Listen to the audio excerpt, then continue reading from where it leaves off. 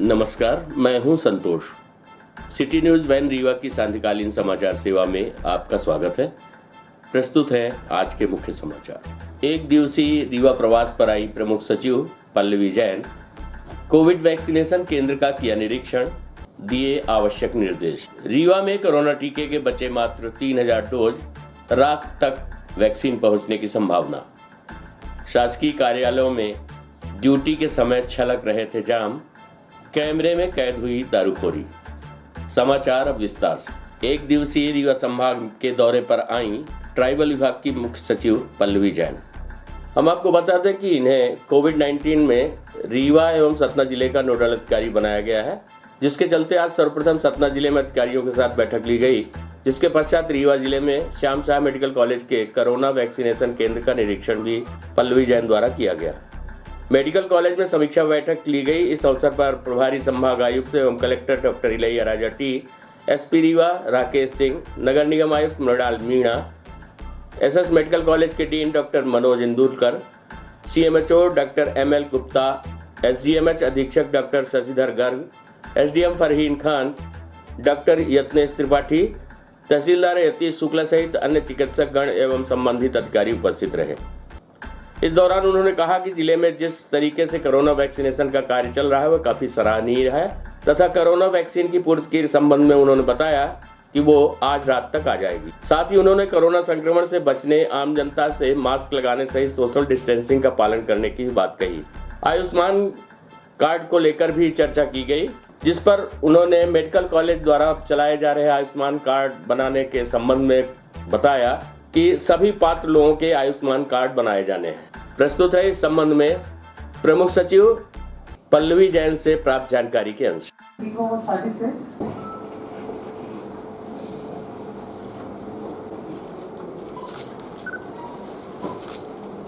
का वैक्सीनेशन निरंतर चल रहा है और अब 45 एज ग्रुप का भी लोगों का खुल गया है, तो ये अच्छी बात है। और हम ये चाहेंगे कि हमारे मीडिया के साथी भी ये भावना पहुंचाएं कि भाई ज़्यादा से ज़्यादा लोग अपने ड्यू डेट पे आएँ वैक्सीन लगाने के लिए, और जब सब जनता वैक्सीनेट होगी तभी हमारा सुरक्षा कवच आगे बढ़ेगा।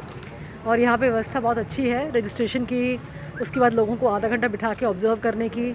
तो मैं सारे जो टीम है उन सबको मैं शुभकामनाएं देती हूँ, और यहाँ के जो सारे जनता के लोग हैं और मीडिया के हमारे भाई बहन हैं उनसे मैं ये आग्रह करती हूँ कि जितना आप सहयोग कर सकें इस बात को फैलाने का, उतना अच्छा रहेगा। कोविशील्ड के डोजेस ख़त्म हो गए हैं, तो उसके लिए एक्चुअली कोविशील्ड क्योंकि भारत सरकार से मिलती है, तो जो भोपाल में चर्चा हुई है तो निरंतर थोड़ा सा व्यवधान ज़रूर आया है, लेकिन अर्बन एरियाज़ में हम जल्दी से जल्दी पूरा कर पाएँ उसके लिए सप्लाई हमारी अपेक्षित है। तो मुझे लगता है कि आज ही या कल तक हमको काफ़ी और पूरी सप्लीमेंट्री मिल जाएगी। रीवा अंडर टॉप 5 पे रहा है वैक्सीनेशन के मामले में।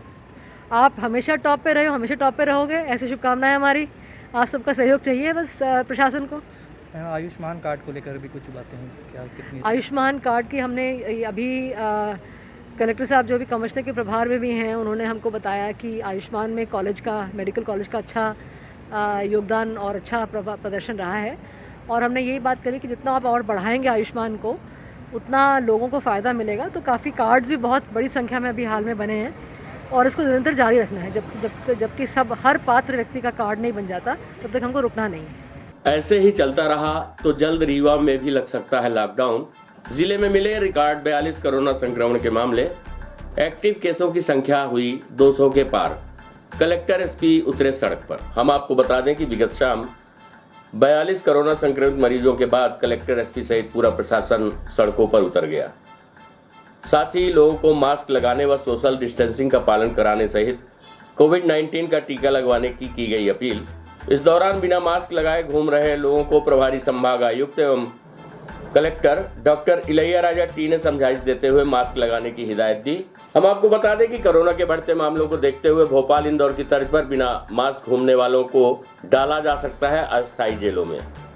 रीवा कलेक्टर एवं एसपी द्वारा अपनाया जा रहा है सख्त रुख। बीती शाम एसपी राकेश कुमार सिंह के निर्देश पर पुलिस अब सड़कों पर उतर आई है और लापरवाही करने वाले लोगों को सबक सिखा रही है। इसी संबंध में रविवार की शाम समान थाना प्रभारी द्वारा वाहन चेकिंग लगाई गई तथा बिना मास्क घूमने वालों पर कार्रवाई की गई। साथ ही उनके लिए अस्थायी जेल भी बनाई गई है, जिसमें बिना मास्क मस्ती करने वालों को काफी देर तक वहां खड़ा रखा गया। बाद में जुर्माने की कार्रवाई कर मास्क लगाने की हिदायत दी गई। पुलिस की इस कार्रवाई से बाइक सवारों से लेकर व्यापारी भाइयों के बीच भी हड़कंप मचा हुआ है। दुकानदारों की चेकिंग भी की गई तथा बिना मास्क के दुकान में बैठे लोगों के खिलाफ जुर्माने की कार्यवाही की गई।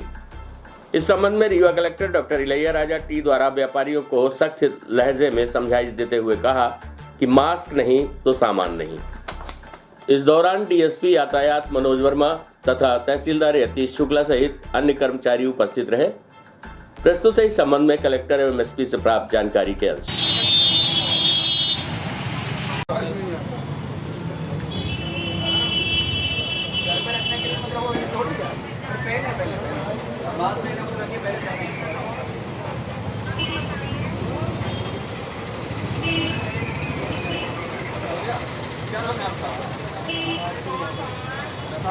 आप डेली मास्क पहनोगे या फिर आप वापस दुकान पे रख के आ जाओगे? बोलोगे या फिर याद रखोगे? याद रखेंगे?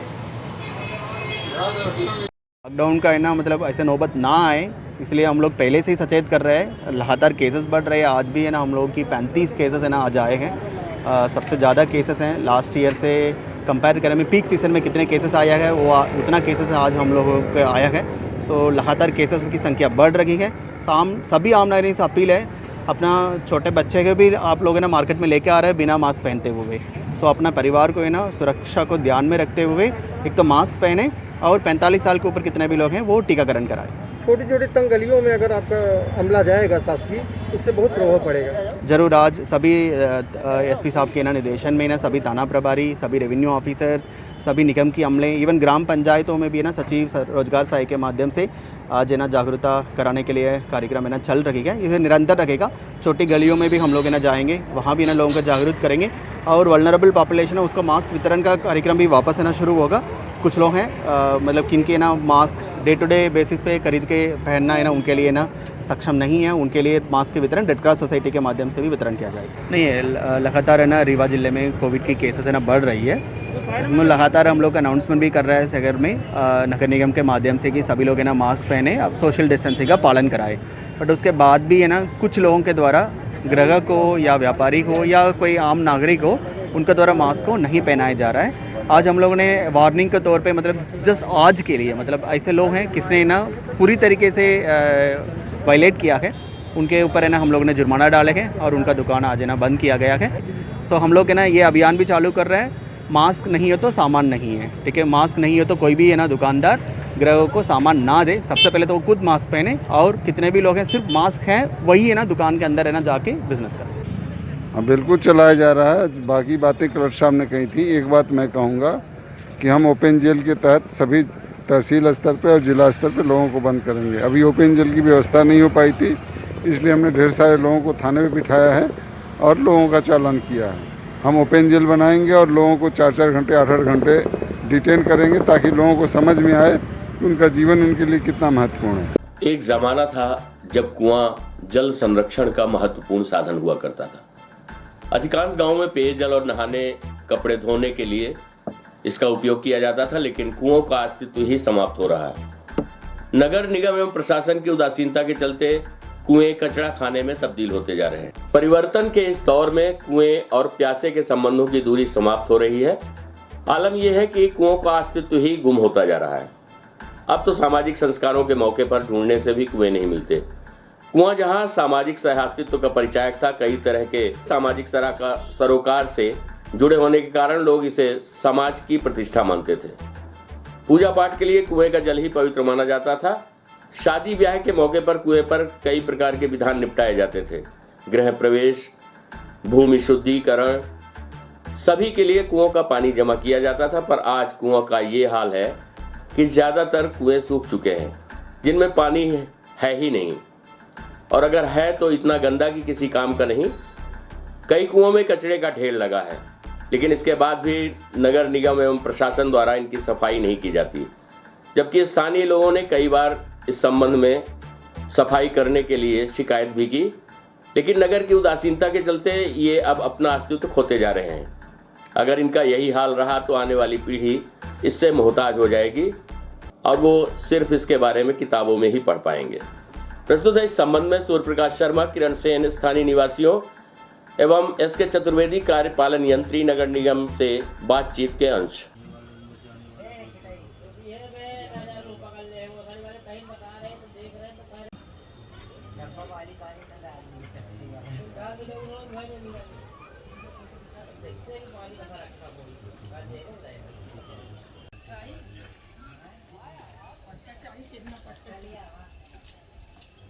ये कुआं कम से कम 53 साल से तो मेरी उम्र हो गई। इसके पहले ये करीब 100 साल पुराना कुआं है। ये राजा महाराजाओं के ज़माने का वही सब बना है ये तब से। पर ये नहीं कि राजा महाराजा बन पाए हैं। ये कुआं इसी मोहल्ले में बना, 100 साल पुराना कुआं है।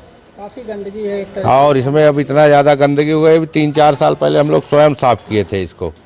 उसके बाद फिर कोई कहीं सफाई आज तक नहीं हुई। नगर निगम द्वारा नगर निगम द्वारा कभी कुछ नहीं हुआ। पेड़ पौधे एकदम एक तरह से ये पानी का स्रोत है, मान लीजिए। हाँ, बहुत अच्छा स्रोत था ये पानी का। इससे लोग पानी पीते थे, इससे सारा कुछ काम करते थे अपना।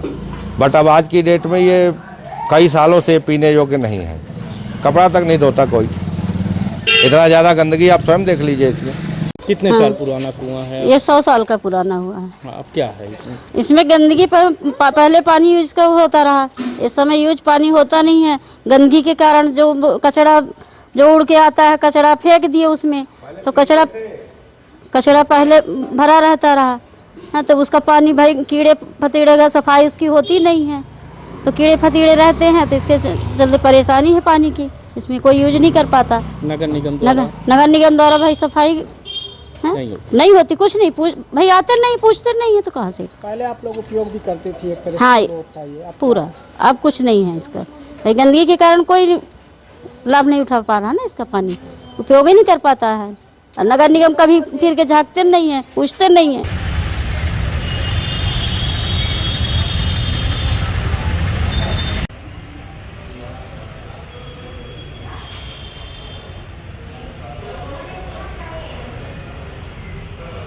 नगर निगम को बना है ना, उसमें डाल देते हैं। बिल्कुल आप सही करें। शहर में इस तरह के बहुत सारे कुएं हैं। लगातार विगत वर्षों में हम लोगों ने बहुत सारे कुओं की साफ़ सफाई कराई है और सफाई करा के पब्लिक को हैंड ओवर भी किया है। लेकिन पब्लिक स्वयं उन कुओं का उपयोग नहीं कर रही है। स्वयं पब्लिक उन कुओं में गंदगी डाल देती है, जिस कारण मजबूरन नगर निगम को कुओं के ऊपर जाली लगा के उन्हें कवर करना पड़ा है कि लोग गंदगी उसमें न डालें। कुएं जल स्रोत है, इस बात की चिंता हमें पूरी तरह से है। शासकीय कार्यालय में मदमस्त शासकीय कर्मचारी खुलेआम ड्यूटी के दौरान कर रहे थे दारूखोरी। बाणसागर के गंगा कछार में ड्यूटी के समय शासकीय कर्मचारी छलका रहे थे जाम। जिला कलेक्टर एवं उच्च अधिकारी शासकीय ढर्रे को कितना भी सुधारने की कोशिश करें, लेकिन कर्मचारी सारे किए कराए पर पानी फेरते नजर आते हैं। बाणसागर कार्यालय गंगा कछार में आज ड्यूटी के दौरान शासकीय कर्मचारी कार्यालय बिल्डिंग में शराबखोरी में मदमस्त देखे गए। सबसे चौंकाने वाली बात तो ये थी कि बीती शाम ही collector Ilaiyaraja T, SP Rakesh Singh के द्वारा दल बल के साथ गंगा कछार का निरीक्षण किया गया, जहां कोविड-19 के नियमों का पालन न करने वालों के लिए खुली जेल बनाई गई है। जब इस बात की तस्दीक करने मीडिया की टीम पहुंची तो देखा गया कि शासकीय कर्मचारी कार्यालय के समय में खुलेआम शराबखोरी में मदमस्त है। जब इनसे शराबखोरी के संबंध में जानकारी ली गई तो उनका सीधा कहना था कि हम अपना काम कर रहे हैं, आप अपना करिए। मुमकिन है ये जुबान सरकारी ढर्रे की बदहाल व्यवस्था का परिणाम है। शायद इसीलिए इन कर्मचारियों को किसी अधिकारी का खौफ भी नहीं है। इधर पूरे मामले को लेकर चीफ इंजीनियर सीएम त्रिपाठी का कहना है कि उन्होंने अभी ही ज्वाइन किया है और ऐसे कृत्य पर तत्काल कार्यवाही की जाएगी। मीडिया की टीम ने जब इन कर्मचारियों से बात करने की कोशिश की तो ना तो इनके चेहरे पर किसी भी प्रकार का भय था और ना ही कोई शर्म। शायद उन्हें पता है कि आगे ज्यादा से ज्यादा क्या होना है। आइए सुनते हैं क्या कहते हैं मदमस्त कर्मचारी। वहीं जब इस संबंध में चीफ इंजीनियर सीएम त्रिपाठी से हमारे संवाददाता ने इस बारे में चर्चा की तो उन्होंने सख्त कार्यवाही करने की बात की है। कोई असर न करता हो आपको? अरे भैया अपना अपन काम करिए, हम ये अपन काम करें, अपना काम डिस्टर्ब करें नहीं, क्या ना अपना आपका डिस्टर्ब करें आज नहीं, हम डिस्टर्ब नहीं कर रहे हैं। ये शासन के, ये मर्यादा के खिलाफ है। आप शासकीय भवन में बैठे हैं। हम लोग जो भी कर रहे हैं, खाना खा रहे हैं, मर्यादित ढंग से खा नहीं तो ये दारू पी रहे हैं, आप कहते हैं खाना खा रहे हैं। ये खाना नहीं है। नहीं, ये दारू नहीं है, ये दारू नहीं है। ये नहीं, वो ठीक है, वो दारू है। ये दारू खाना नहीं है। हैं? वो खाना ना हो। ये दारू नहीं है, हैं? वाइट ले ली।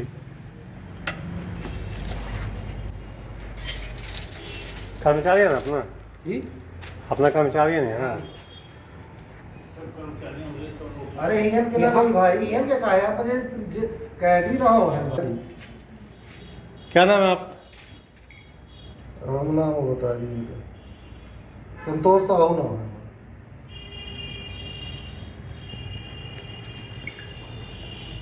जिसमें से एक शायद महेश शर्मा है, एक और आपके यहाँ के कार्यालय के पदस्थ है। तो ये कैसे मतलब पॉसिबल है कि ये ड्यूटी के दौरान दारू पी रहे हो? अभी मैं आपके द्वारा ये जानकारी मुझे मिली है। मैं 15-20 मिनट के अंदर इस पर पुलिस बुलाकर कार्रवाई करवाता हूँ। सर, ये बताया जाता है कि यहाँ बिल्डिंग में हमेशा सामाजिक तत्वों का जखीरा बना रहता है। इसके पहले भी अभी आपके कर्मचारी शिकायत कर रहे थे, तो ऐसे में क्या व्यवस्था करेंगे आप? देखिए, मैं अभी अभी नया ज्वाइन किया हूँ। ये बहुत बड़ी समस्या नहीं है। मैं पूरे शासकीय कैंपस की पूर्ण सुरक्षा सुनिश्चित करूंगा। यहाँ पर सिक्योरिटी गार्ड रखूंगा। हमारे पास सिक्योरिटी गार्ड्स हैं जो डैम पर हैं, कुछ को यहाँ डिप्लॉय कर रखूँगा। ऐसे भविष्य में कोई देखने को समस्या नहीं मिलेगी। सर, अभी आप आए हैं, आप कह रहे हैं अभी आए हैं, आपके जो कर्मचारी वहाँ बैठे हुए थे उनका ये कहना है कि मैं अपना काम कर रहा हूँ, आपको जो करना कर दीजिए। तो मतलब इस तरह से इनका मतलब हमेशा ये कार्यकाल के दौरान, तो क्या मानेंगे आप? अभी ये तो जांच के बाद मैं पता लगा सकता हूँ। आप बताए हो तभी मुझे सूचना मिली। मैं अभी ये नहीं कि कोई आश्वासन दे रहा हूँ, अभी जांच करा रहा हूँ। रीवा में कोरोना टीका के बचे सिर्फ 3000 डोज। कम डोज के चलते सोमवार को सिर्फ 2 केंद्रों में हो रहा था टीकाकरण। देर रात तक वैक्सीन पहुंचने की उम्मीद। वैक्सीन नहीं पहुंची तो टीकाकरण में मंडरा सकते हैं संकट के बादल। हम आपको बता दें कि जिला प्रशासन लगातार कोरोना का टीका लगवाने के लिए अलग अलग तरह के जागरूकता अभियान चला रहा है और लोगों को टीका लगवाने के लिए प्रेरित कर रहा है। इसी का असर है कि रीवा में कोरोना टीकाकरण को लेकर तेजी आई है और अभी तक जिले में 1,71,000 से ज्यादा लोगों को टीका लगाया जा चुका है। पहले बुजुर्गों को टीका लगाने का काम शुरू किया गया, फिर 45 वर्ष के लोगों को टीका लगाने का काम शुरू हुआ। रीवा में अभियान चलाकर घरों से लोगों को निकालकर टीकाकरण केंद्र तक लाया गया। जिले में टीके के लिए 48 केंद्र बनाए गए थे और लोग लगातार टीकाकरण केंद्रों पर पहुंच भी रहे थे। लेकिन प्रशासन के सामने कोरोना की डोज न होने के कारण संकट के बादल मंडराते नजर आ रहे हैं, क्योंकि रीवा में कोविशील्ड के टीके पूरे डोज समाप्त हो रहे हैं और कोवैक्सीन के सिर्फ 3000 डोज ही बचे हैं, जो सोमवार को समाप्त हो जाएंगे। इसी के चलते सोमवार को सिर्फ संजय गांधी अस्पताल और कुशाभाऊ ठाकरे जिला चिकित्सालय में बने टीका केंद्रों में कोरोना का टीका लगाया जा रहा है। रीवा को वैक्सीन जबलपुर से मिलती है, जिसके बाद जिले में इसको आवंटित किया जाता है। सोमवार देर रात तक जबलपुर से वैक्सीन मिलने की उम्मीद जताई जा रही है। अगर सोमवार तक वैक्सीन नहीं मिलती तो रीवा में टीकाकरण में संकट के बादल मंडरा सकते हैं और वैक्सीन लगाने का काम रुक जाएगा।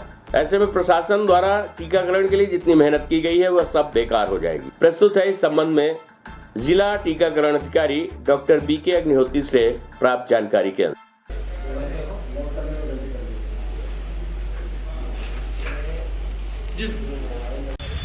सर, कोविड वैक्सीन को लेकर के अभी क्या स्टेटस है अपने ज़िला में, किस तरीके की चीज़ें चल रही है? अभी तक कितनी वैक्सीन लग चुकी है? अभी तक हम लोगों ने करीब 1,71,000 से अधिक लोगों को कोविड टीकाकरण दे करके कोविड से सुरक्षा प्रदान की है। कितने लोग कितने डोजेस लग चुके हैं? 1,71,000 लोगों को वैक्सीनेट किया जा चुका है। जिले में वैक्सीन की स्थिति क्या है? अभी कितनी वैक्सीन? जिले में वैक्सीन की स्थिति, कोविशील्ड वैक्सीन हमारे पास 0 है और कोवैक्सीन करीब हमारे पास आज 3000 डोज थे। तो वो 2 टीकाकरण केंद्र हम लोगों ने आज 17 लगाए हैं, एक जिला अस्पताल रीवा में और एक मेडिकल कॉलेज रीवा में। वहाँ टीकाकरण चल रहा है और जिस गति से टीकाकरण चल रहा है हमको ऐसा लगता है कि शाम तक कोवैक्सीन भी समाप्त हो जाएगी। उम्मीद है कि हमको आज देर रात कोविशील्ड वैक्सीन उपलब्ध हो जाएगी और उपलब्ध होते ही हम उसको अपने ज़िले के जो सुदूर क्षेत्र हैं वहाँ उपलब्ध करा देंगे। और पूरा हम प्रयास करेंगे कि कल सभी सत्रों पे जो हमारे सिविल अस्पताल हैं, कम्युनिटी हेल्थ सेंटर हैं और रीवा शहर के जितने पीएचसी हैं, अर्बन पीएचसी हैं, मेडिकल कॉलेज हैं, जिला अस्पताल हैं, यहाँ पर टीकाकरण सत्रों का आयोजन कर लोगों को कोविड टीकाकरण करें। पहले कितने सर इसके लिए बनाए गए थे जहाँ लग रहे थे टीका के? बूथ प्रतिदिन हम अपनी क्षमता बढ़ाते जा रहे हैं और लेटेस्ट जो हमारा बूथ की संख्या थी वो हम लोगों ने 86 बूथों पे टीकाकरण आयोजित किया था। अभी ये सब आप लोगों का सहयोग है कि आप सब ने और हमारे जिला प्रशासन ने विशेष रूप से हमारे कलेक्टर महोदय हैं, जो सीईओ जिला पंचायत हैं, कमिश्नर नगर निगम हैं, हमारे सीएमएचओ साहब हैं, इन्होंने अपने पूरे अमले को इस जागरूकता के लिए लगाया है। आप लोगों का भी विशेष रूप से इसमें सहयोग रहा है और बहुत अच्छी बात है कि लोगों में जागरूकता आई है। लोग स्वप्रेरित होकर के टीकाकरण के लिए आ रहे हैं। प्रतिदिन मेरे पास कम से कम 100 से 150 लोगों का फ़ोन आता है कि साहब आज कहाँ टीका लगेगा, कितने बजे से लगेगा, किन किन लोगों को लगेगा। और मैं उससे चढ़ता ना हूँ, मुझको खुशी होती है कि ये जागरूकता तो है लोगों में कि जो पूछ रहे हैं और उनको मैं बताता हूँ यहाँ टीकाकरण होगा, आप जाइए लगवाइए। उनको वहाँ भी कोई समस्या आती है तो संपर्क करने के लिए उनको कहता हूँ कोई समस्या आए तो आप संपर्क करें। और हमारा जो स्टाफ है वो बिल्कुल पोलाइटली सारी समस्याओं का समाधान करता है और उनको टीकाकरण करता है। अभी भारत शासन के जो निर्देश हैं उनका हम पालन कर रहे हैं। 45 वर्ष और उससे अधिक उम्र का जो भी व्यक्ति हो उसको हम टीकाकृत करते हैं, वो उसको हम लौटने नहीं देते। उसकी जो गणना है वो हम करते हैं। यदि किसी व्यक्ति का जन्म 1 जनवरी 1977 के पहले का है तो निसंकोच अपना आधार कार्ड लेके, फ़ोन नंबर लेकर के और टीकाकरण केंद्र पर जाएगा तो उसको निश्चित रूप से टीका लगेगा। मुस्लिम समाज के आखिरी पैगंबर मोहम्मद साहब की शान में अपशब्दों के प्रयोग के बाद मुस्लिम समाज में आक्रोश। आरोपी के ऊपर सख्त कार्रवाई करने के लिए मुस्लिम समाज ने एसपी रीवा को सौंपा ज्ञापन। आपको बता दें कि हजरत मोहम्मद साहब की शान में अपशब्दों का प्रयोग किए जाने पर मुस्लिम समाज में आक्रोश व्याप्त है। आरोपी के विरुद्ध सख्त से सख्त कार्रवाई करने के लिए मुस्लिम समाज द्वारा आज पुलिस अधीक्षक को ज्ञापन सौंपा गया। आपको बता दें कि नरसिंहानंद सरस्वती अखिल भारतीय संत परिषद पीठाधीश्वर शिव शक्ति धाम के द्वारा हाल ही में प्रेस क्लब ऑफ इंडिया में उपस्थित होकर इस्लाम धर्म के संस्थापक पैगंबर हजरत मोहम्मद सल्लल्लाहु अलैहि वसल्लम के विरुद्ध अपमानजनक टिप्पणी की गई थी। मुस्लिम समाज का कहना है कि नरसिंहानंद के द्वारा पूर्व में भी ऐसे शब्दों का प्रयोग किया गया है। इस तरह की घटिया हरकत बर्दाश्त नहीं की जा सकती। देश में इस तरह के शब्दों के प्रयोग से मुस्लिम हिंदू भाईचारे में दरार पैदा होती है और ऐसा करने वालों के विरुद्ध सख्त से सख्त कार्यवाही की जानी चाहिए। प्रस्तुत है इस संबंध में जानकारी के कुछ अंश। कहाँ नहीं तो आप कहाँ, वही तो कह रहे हैं कहाँ रुकेंगे।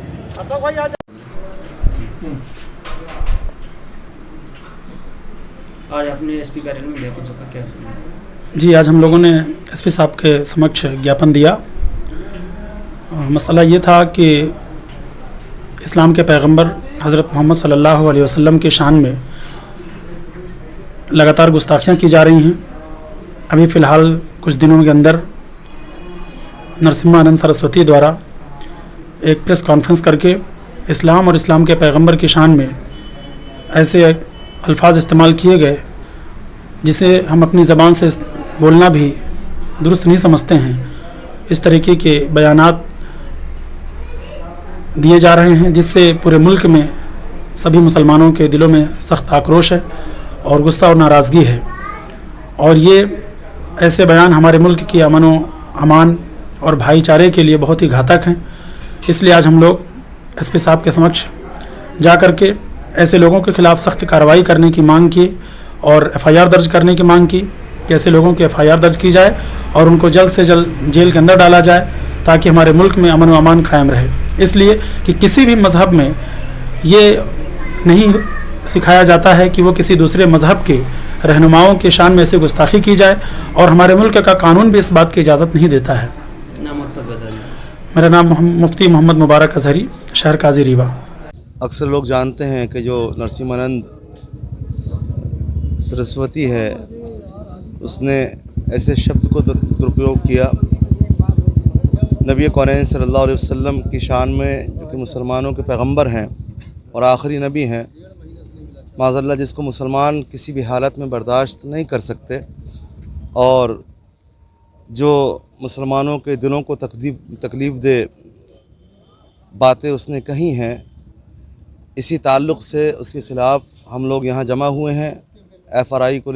FIR को लेकर के हम यहाँ आए हैं ताकि उसके ख़िलाफ़ कठोर से कठोर सज़ा का कानून जो है इंतज़ाम करने और ज़्यादा से ज़्यादा जो भी हो सके कानून से सख्त उसको सज़ाएँ दी जाएं, ताकि जो उसने शब्द कहे हैं नबी कौनैन सल्लल्लाहु अलैहि वसल्लम की शान में, किसी दूसरे की मजाल ऐसे अल्फाजों को निकालने की ना हो और जो माहौल को ख़राब करने की उसने नापाक कोशिशें की हैं, उस नापाक कोशिशों को भी लगाम लगे और हर उस शख्स के लिए एक पैगाम पहुंच जाए कि नबी कौनैन सल्लल्लाहु अलैहि वसल्लम के मानने वाले सब कुछ बर्दाश्त कर सकते हैं, लेकिन अल्लाह और उसके रसूल की शान में कोई उंगलियां उठाए, ये मुसलमान कभी बर्दाश्त नहीं कर सकता। आज की खबरों में बस इतना ही।